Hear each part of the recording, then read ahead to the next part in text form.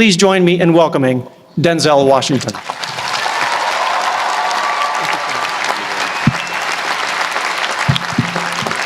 Thank you. Thank you very much. I am obviously the most unorganized. Everybody else has nice boxes to bring their script up in. I just kind of got it all messed up here and put it inside of a magazine. So in fact, I don't even have it in the right order. Wait a minute, let me get it in the right order here. So if it starts flying around the stage, just, run around and grab it for me and bring it back up here for me. I'll keep going as I can. President Gutman, Provost Price, Board Chair Cohen, fellow honorees, beautiful honorees, and today's graduates. I'm honored and grateful for the invitation today. It's always been great to be on the Penn campus. I've been here before a lot of times for basketball games. My son played at the Palestra, played on the basketball team. Yeah, that's right. He played on the basketball team. Coach didn't give him enough playing time. We'll talk about that later. No, but I'm really pleased with the progress that Coach Allen has made, and no, I do. I really am, and I hope him the best success in the future. And I always get a warm welcome when I come to Pennsylvania, when I come to Philadelphia, except on the few occasions where I wear my Yankee cap. What's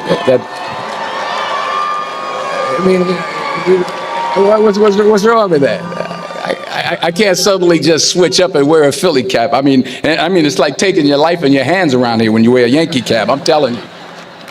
I met a couple of guys and they were like, "Hey, we love you, Denzel, but you walking around with that hat on. We don't care who you are." So you'll be happy to see that I'm not wearing my Yankee cap today.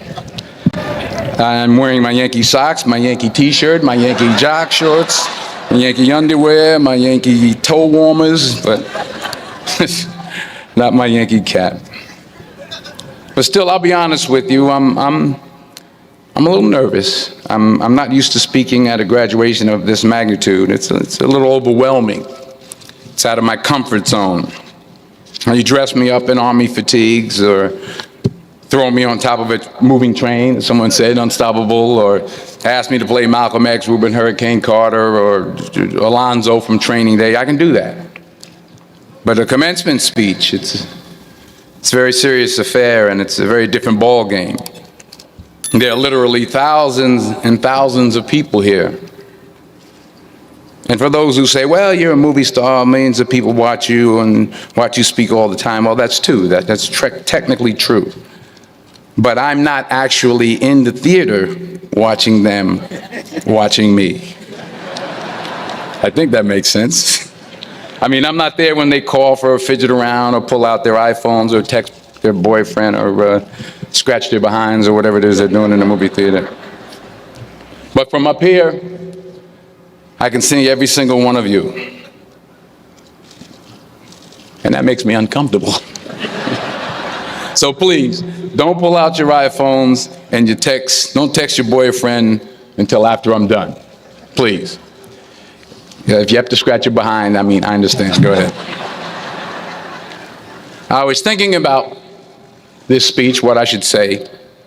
I figured the best way to keep your attention would be to talk about something, really juicy Hollywood stuff. I thought I could talk about me and Russell Crowe getting in arguments on the set of American Gangster, but I said, no, you're a group of high-minded intellectuals, you're not interested in that. Or maybe not. I thought about a private moment I had backstage with Angelina Jolie in a dressing room after the Oscars. But I said, no, I don't think so. This is an Ivy League school, and Angelina Jolie half naked in a dressing room. Who wants to hear about that? No one. No one. This is pen. That stuff would never go over well over here. Maybe at Drexel, but not over here.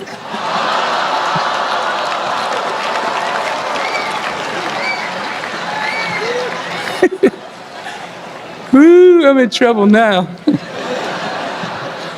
So I was back to square one, feeling the pressure.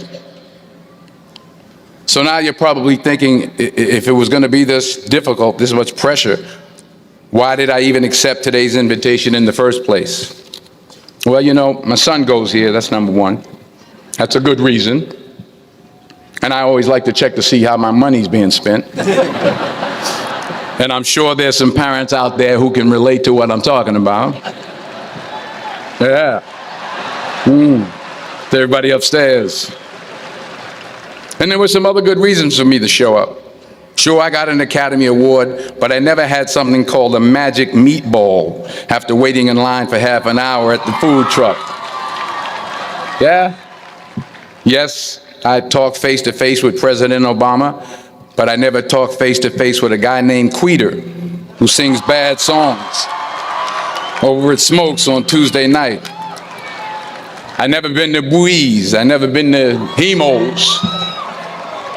Yes, I have played a detective who battles demons, but I've never been to a school in my life where the squirrel population has gone bananas. I mean, they're breaking in the dorm rooms, they're walking around campus. I think I saw some carrying books on their way to class. So I had to be here. I had to come. Even though I was afraid I might make a fool of myself. In fact, if you really want to know the truth, I had to come exactly because I might make a fool of myself. Now, what am I talking about? Here it is. I found that nothing in life is worthwhile unless you take risks. Nothing. Nelson Mandela said, "There is no passion to be found playing small and settling for a life that's less than the one you're capable of living." Now, I'm sure in your experiences in school and applying to college and picking your major and deciding what you want to do with life, I'm sure people have told you to make sure you have something to fall back on. Make sure you got something to fall back on, honey. But I never understood that concept, having something to fall back on.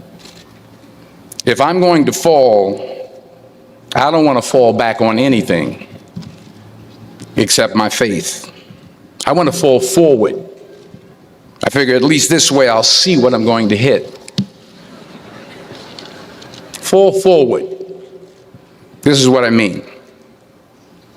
Reggie Jackson struck out 2,600 times in his career, the most in the history of baseball. But you don't hear about the strikeouts. People remember the home runs. Fall forward. Thomas Edison conducted 1,000 failed experiments. Did you know that? I didn't know that.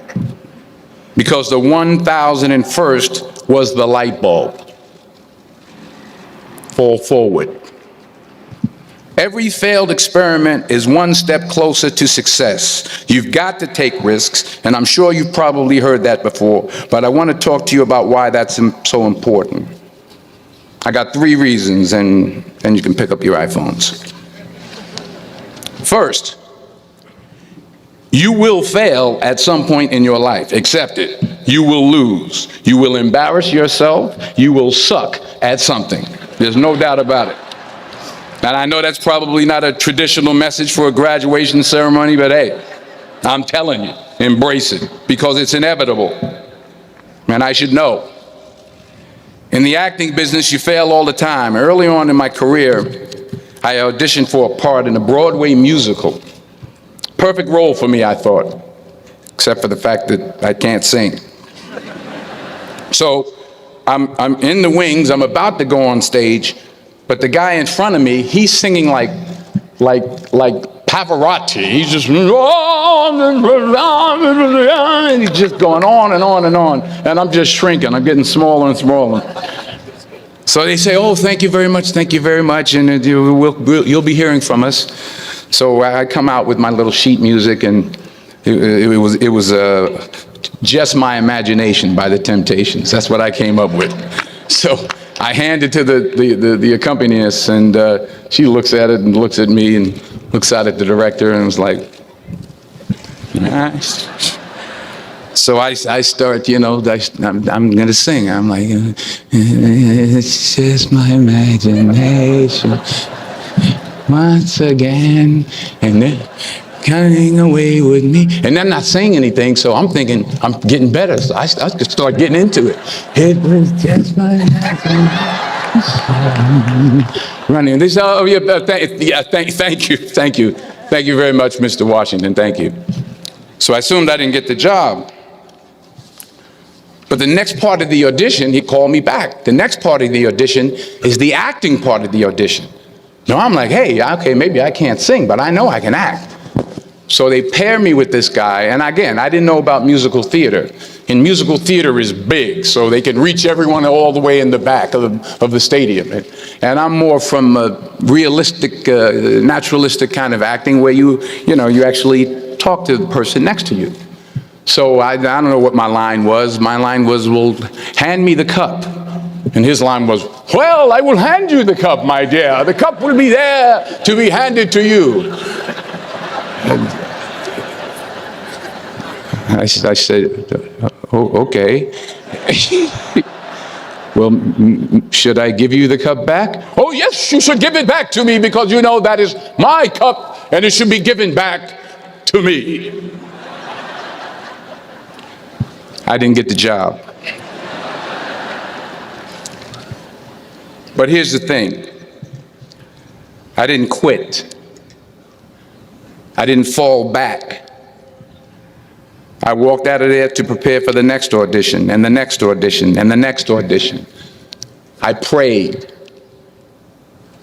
I prayed, and I prayed. But I continued to fail, and fail, and fail. But it didn't matter, because you know what? There's an old saying, you hang around the barbershop long enough, sooner or later you're going to get a haircut. So you will catch a break, and I did catch a break. Last year, I did a play called Fences on Broadway. Someone talked about it. Won the Tony Award. And I didn't have to sing, by the way. But here's the kicker. It was at the Court Theater. It was at the same theater that I failed that first audition 30 years prior. The point is, and I'll pick up the pace, the point is every graduate here today has the training and the talent to succeed. But do you have the guts to fail? Here's my second point about failure. If you don't fail, you're not even trying. I'll say it again. If you don't fail, you're not even trying. My wife told me this great expression. To get something you never had, you have to do something you never did. Les Brown's a motivational speaker. He made an analogy about this. He says, imagine you're on your deathbed, and standing around your deathbed are the ghosts representing your unfulfilled potential. The ghost of the ideas you never acted on, the ghost of the talents you didn't use, and they're standing around your bed, angry, disappointed, and upset. They say, we came to you because you could have brought us to life, they say. And now we have to go to the grave together. So I ask you today, how many ghosts are going to be around your bed when your time comes?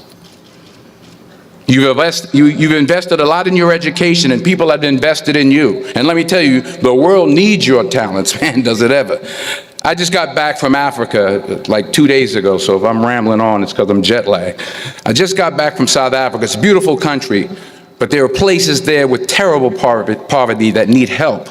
And Africa is just the tip of the iceberg. The Middle East needs your help. Japan needs your help. Alabama needs your help. Tennessee needs your help. Louisiana needs your help. Philadelphia needs your help. The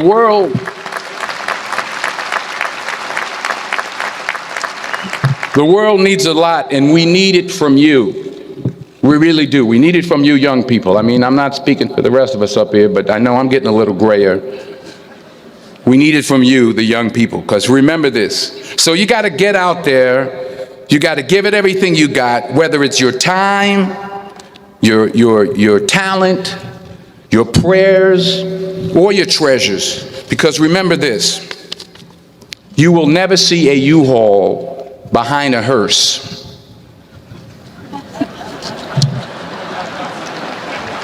I'll say it again. You will never see a U-Haul behind a hearse. You can't take it with you. The Egyptians tried it, and all they got was robbed. So the question is, what are you going to do with what you have? I'm not talking about how much you have. Some of you are business majors, some of you are theologians, nurses, sociologists, some of you have money, some of you have patience, some of you have kindness, some of you have love, some of you have the gift of long suffering, whatever it is, whatever your gift is. What are you going to do with what you have? All right, now here's my last point about failure. Sometimes it's the best way to figure out where you're going. Your life will never be a straight path. I began at Fordham University as a pre-med student. I took a course called cardiac morphogenesis. I still can't say it. It's cardiac morphogenesis. I couldn't read it. I couldn't say it. I sure couldn't pass it. So then I decided to go into pre-law, then journalism. And with no academic focus, my grades took off in their own direction. Yeah, down. I was a 1.8 GPA one semester, and the university very politely suggested that it might be better to take some time off. I was 20 years old. I was at my lowest point.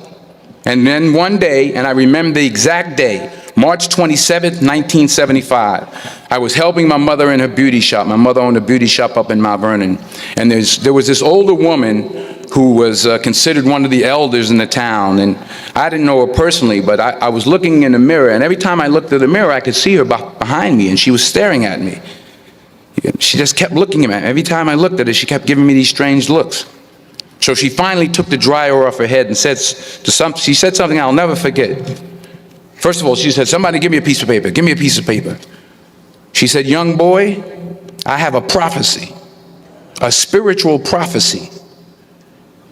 She said, "You are going to travel the world and speak to millions of people." Now, mind you, I'm 20 years old. I'm flunked out of school. In fact, like a wise ass, I'm thinking to myself, maybe she's got something in that crystal ball about me getting back into school next fall.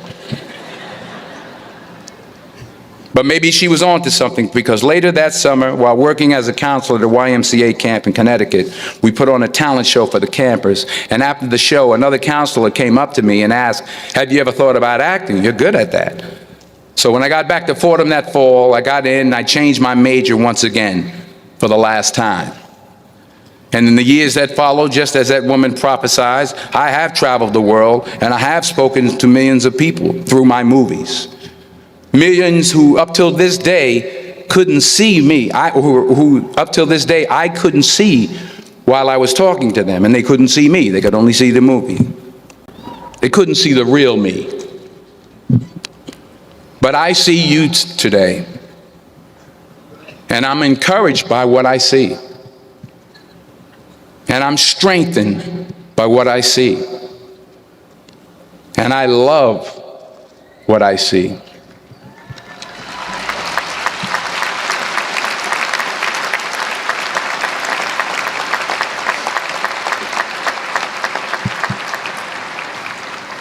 One more page, and I'll shut up.